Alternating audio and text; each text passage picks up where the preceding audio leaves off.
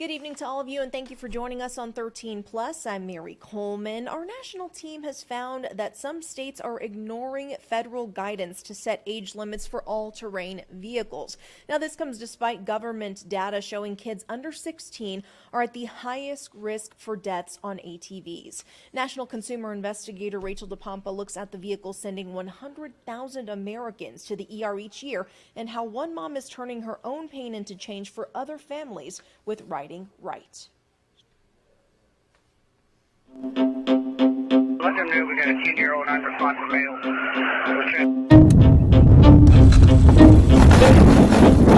In the headlines almost daily. 5-year-old girl was killed in an accident involving a UTV. Children injured or killed on ATVs. He was sweet. And we loved him so much. And this is unbelievable that this is happening. I had every emotion running through me. I didn't even know what. I just kept praying to God, please, just please, I hope they are alive. Between 2016 and 2020, the Consumer Product Safety Commission estimates about 140,000 children under the age of 16 ended up in emergency rooms for ATV-related injuries. That's the equivalent of every child in the state of Wyoming going to an ER for just that one reason. From doctors to federal regulators to even ATV manufacturers. For years, they've all agreed on one premise. Children should not ride ATVs designed for adults. Little did we know that we would send her to a friend's house and she would never come back. Ashley Briggenschmidt didn't know her 11-year-old daughter, Kate, would even be on an ATV, much less driving it. And ATVs were definitely not our lifestyle. She was very, very inexperienced. She had never driven an ATV before. In 2015, Kate went to a friend's house in between softball games. Her parents happy Kate was branching out and becoming more social. Kate was driving an adult-size ATV with one of her teammates on the back. Neither of them were wearing helmets. The ATV tipped over. Kate's teammate jumped off the back. Kate couldn't, and the ATV rolled over and landed on her head. Ashley got a phone call no parent can imagine. I thought she had been in a car accident. An ATV crash never crossed my mind. 11-year-old Kate died instantly. Do you think ATVs are dangerous? I think if ATVs are not driven properly, they are dangerous. If they're not wearing the proper safety gear, or if they're riding one that is too big for them. I mean, Kate weighed 75 pounds and she was on a machine that weighed 750. In Kate's memory, Ashley fought to change the law in Indiana. As of 2017, all children under the age of 18 must now wear helmets on ATVs on public and private lands in her state. According to the Indiana Department of Natural Resources, in the 5 years prior to the new helmet law, there were 29 child fatalities. In the 5 years after the law, there were only 7. Every ATV now comes with these stickers, warning labels from the manufacturer listing a minimum age. This sticker is typically on the full-sized vehicles. It says, no children under 16. We examined ATV laws all across this country. They vary greatly, all the way down to the county level.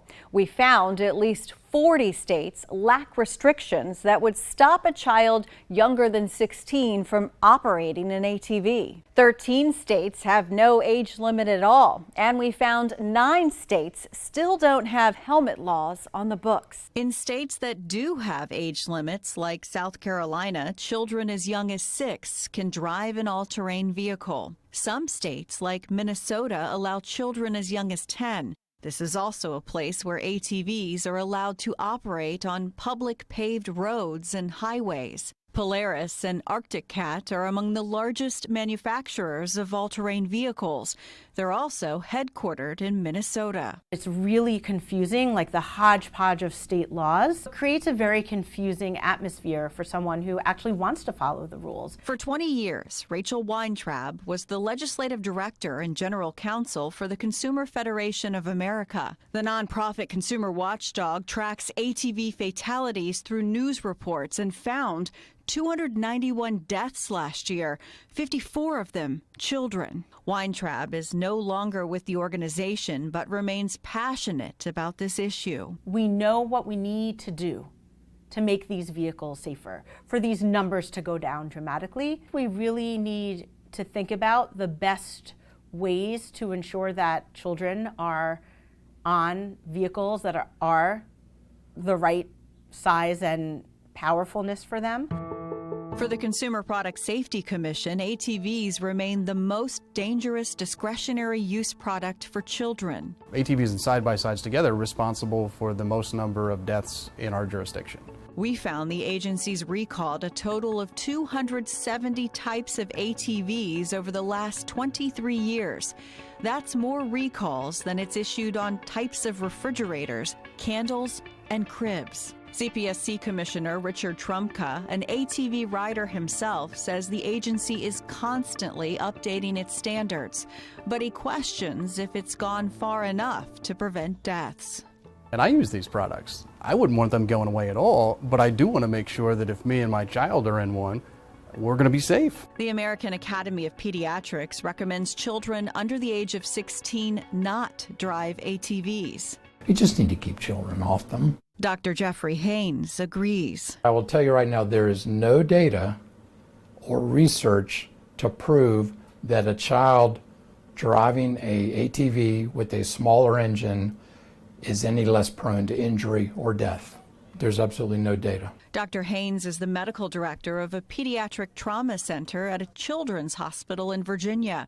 He says children using ATVs is a nationwide concern among physicians. Have you seen deaths from children riding ATVs? Unfortunately, a lot of these deaths occur in the field and therefore are not transported here.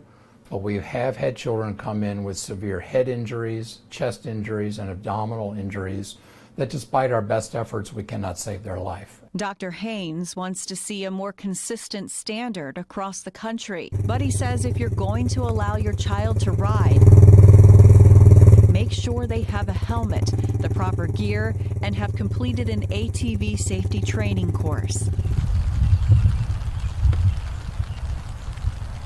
So this is Kate.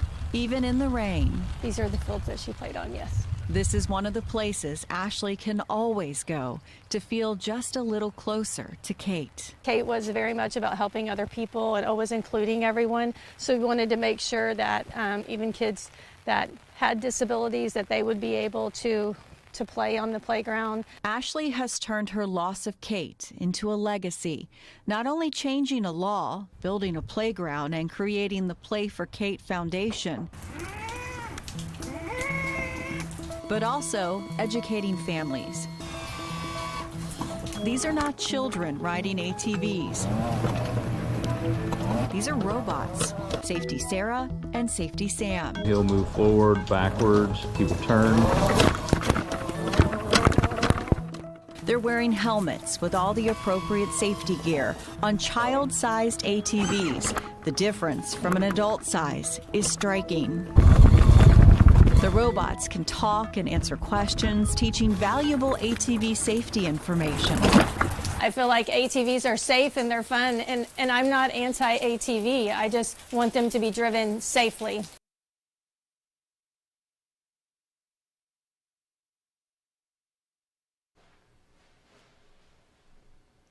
Now we go to a live look of that sunset for Mount Bigelow. We hope you're having a great start to your week and will join us for 13 News Live at 10. Have a good night.